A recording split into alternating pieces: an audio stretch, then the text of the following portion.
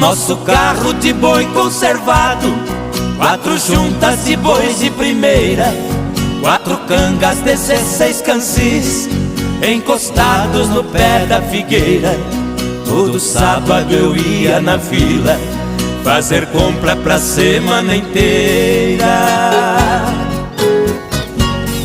O papai ia gritando com os bois, eu na frente abrindo as porteiras.